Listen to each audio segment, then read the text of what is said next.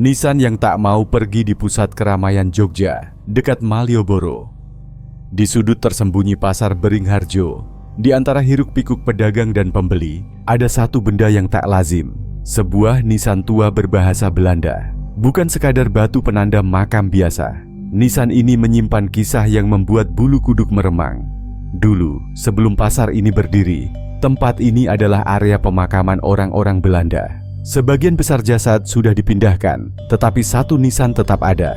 Johanna Albertina van Avelen van Symsvoort, seorang bayi yang lahir pada 28 September 1865 dan meninggal pada 9 Juli 1896. Konon, ketika pembangunan pasar dimulai, para pekerja mencoba memindahkan nisan itu. Namun, setiap kali dipindahkan, sesuatu yang aneh terjadi. Nisan itu selalu kembali ke tempat asalnya.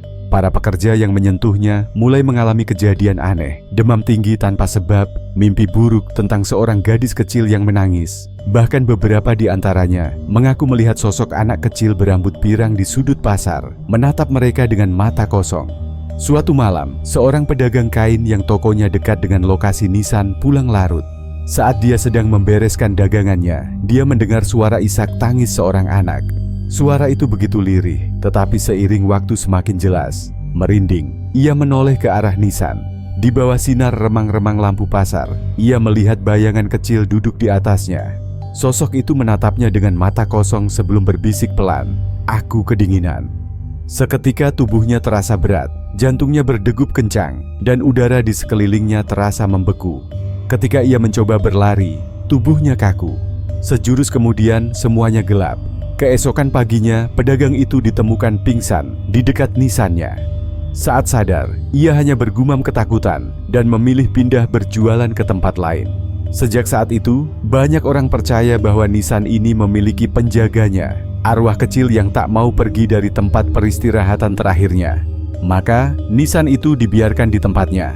Tidak ada yang berani memindahkannya lagi. Para pedagang yang melewatinya selalu memberikan salam. Beberapa bahkan meletakkan bunga atau sesaji kecil. Mereka percaya selama nisan itu dihormati, arwah yang menjaganya akan tetap tenang. Namun, di malam-malam tertentu, jika kamu berada di pasar Beringharjo saat sepi, perhatikan baik-baik. Mungkin dari sudut matamu, kamu bisa melihat sosok kecil berambut pirang, duduk di atas nisannya, menatapmu dalam diam.